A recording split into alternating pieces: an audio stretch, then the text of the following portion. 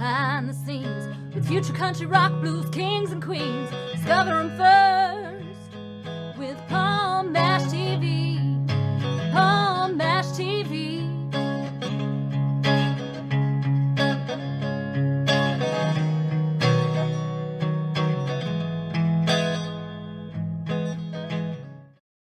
Well, hello everybody, it's Palm Mash TV time again. We're glad that you could join us today. And as always, we got a great interview coming up for you in just a moment. But before we get into that, don't forget, if you're new to the show, there's that subscribe button and the bell. Just hit both of them and you're always going to be notified whenever there's a new interview. I hope you do that for us, and check out the comment section and leave a comment for us and tell us what you think. And one of those comments is going to have links to our caps and t-shirts, so I'm sure you want to check those out. And if you're on Facebook, go to facebook.com/PalmMashTV. And feel free to like the page, inboxes, comment everything you see. We love to hear from you there as well. And you can use good old-fashioned email. That's palmmashtv, all one word, @gmail.com. And if you're a band or solo artist wanting to be on the show, you can use that. But also if you're a fan, we'd love to hear from you from that same email address. And let us know what you think of the show. And also, if you go on Roku channel Smile World TV every Wednesday at 6 p.m. Central, one of our episodes will be on that. So check that out. And go to www.number1mikemusic.com/PalmMashTV. And that's our official web address, and all our interviews are there. And we're going to repeat all that for you at the end of the show, so stay tuned for that.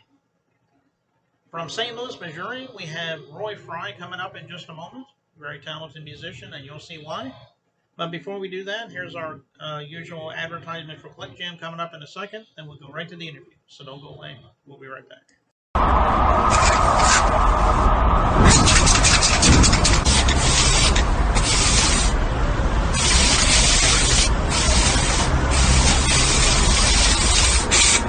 We got history, got me feeling the nostalgia when you look at me, thinking about what could. Okay, it's interview time as promised, and with us from St. Louis, Missouri, we have Roy Fry. Thanks for joining us, Roy. My pleasure.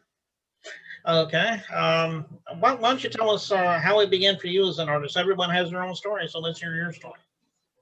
Well, when I was young, I was influenced by Kiss and stuff, you know, when I was really young.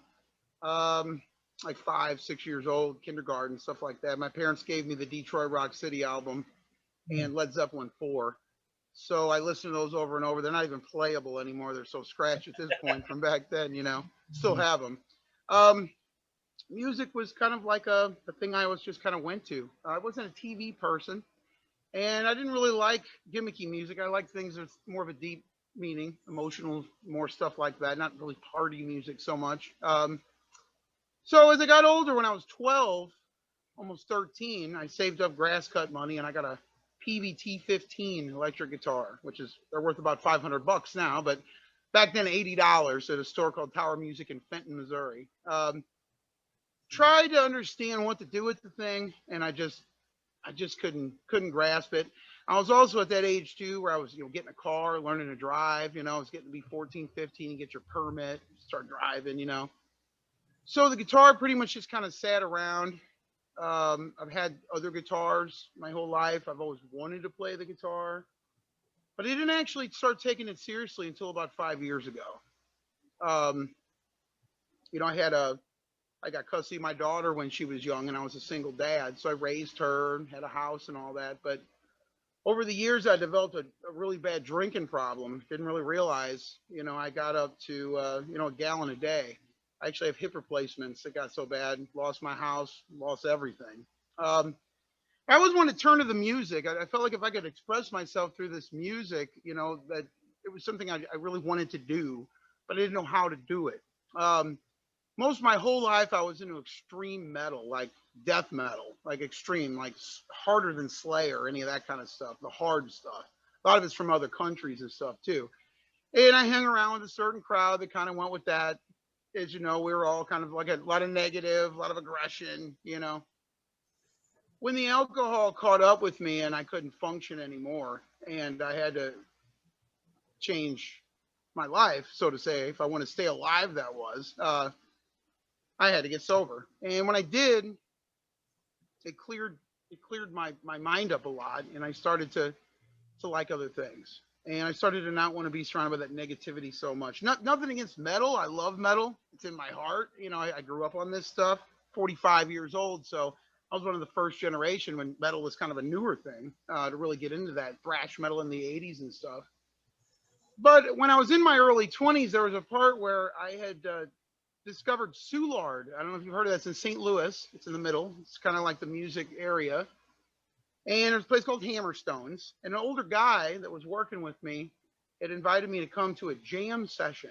I didn't really know what that was. And it was a Sunday thing. And I went to a place called Hammerstones, as I said. And they had horn players and harmonica players and all this stuff. And I loved it. It was the blues.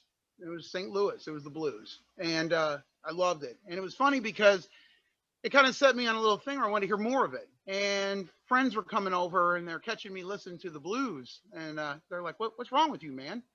You know, I'm not listening to metal. This is what they're used to, you know? Well, that kind of phased out, came back throughout life. There was these phases where I started to like the blues music a little more and a little more. When I got sober, it completely took over. I discovered, Mike Zito in this time. I don't know if you know who that is. He's pretty popular. He owns Gulf Coast Records. He's on Spotify and Bluesville, Sirius XM. And he was a big influence to me. Before he got signed, because he's from here, I had seen him at open for Walter Trout. I'm sure you may know who that is. Walter Trout, blues guitarist, well known. And what they were able to do with a drummer and a bass player and a guitarist as a trio, by building the dynamics of a song and pulling the audience into that emotion, that build up, was something that just intrigued me.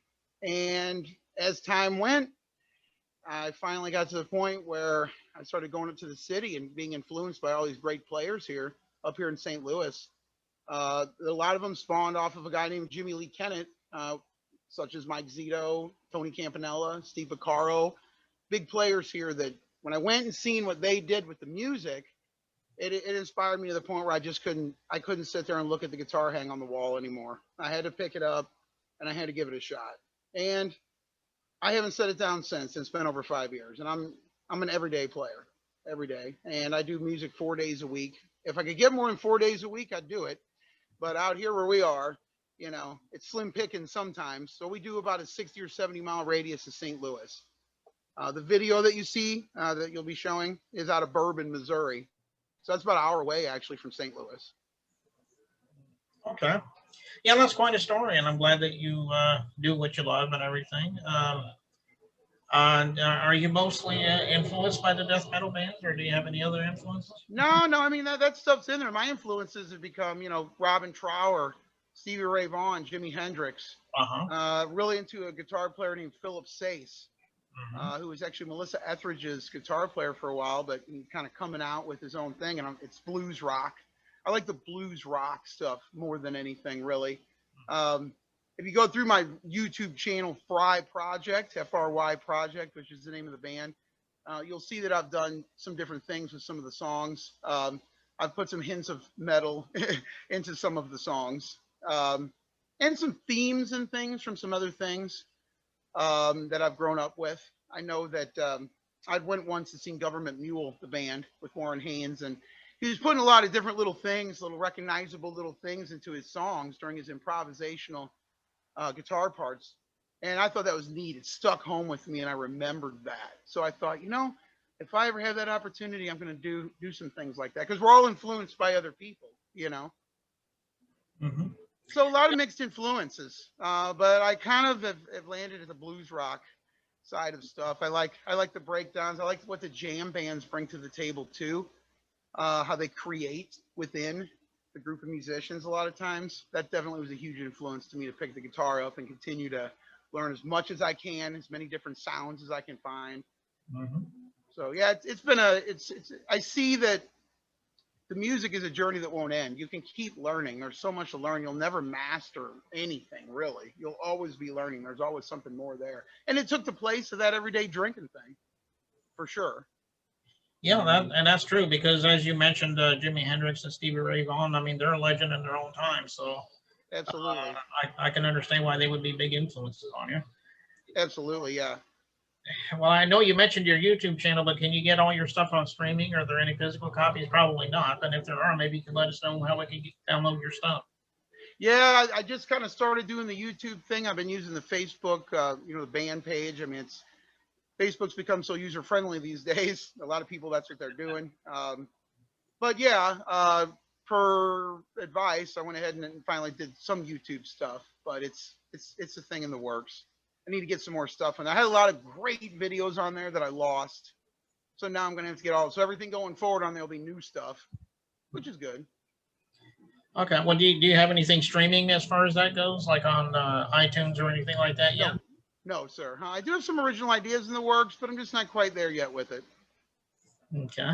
Well, everybody go to YouTube and check out Roy Fry's YouTube channel. I'm sure he'd appreciate that. And he's got a lot of good stuff there. And as he mentioned a minute ago, we're getting ready to watch a video that he was just talking about. Can you tell us the name of this song? This is actually the ending, my ending, I shall say, of Jimi Hendrix's Red House. And I basically am wanting to build dynamics. It's towards the end of the song. It's not, we just kind of got the end of it because it was just kind of how it was filmed, and it went best like that. So a lot of trying to build dynamics and trying to really build up emotion, which you'll probably get from that. And it's pretty much, we're looking at a trio: guitar, bass, and drums. No extra stuff. Pretty much pure organic blues rock. Okay. Okay. And what was the name of the house song? Yeah, Red House. Did you say? Red House. Yeah, Jimi Hendrix. It's a pretty well known one. Okay. All right, we'll get to that in just a minute, but I think that's all we need for right now, Roy, and we want to thank you for coming on the show. We'd love to have you back sometime if you got anything new to plug for us. Appreciate the opportunity, Paul. Thanks for having me. Yeah, no problem. And here's Red House, covered by Jimi Hendrix right here on Paul Match TV. Don't go away. We'll be right back.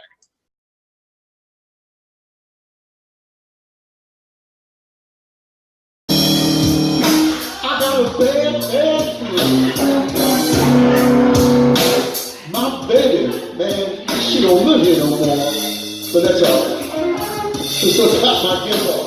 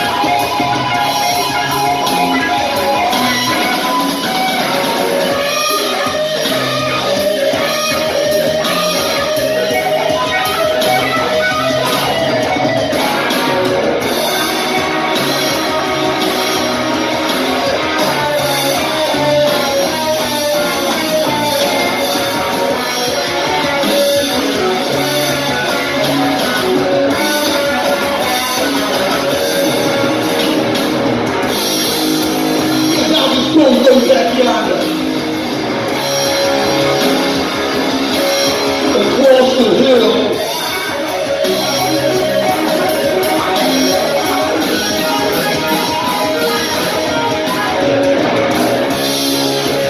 Let's not just go look at one. Across the hill.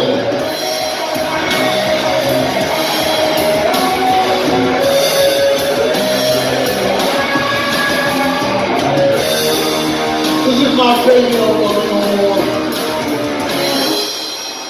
I know her sister will.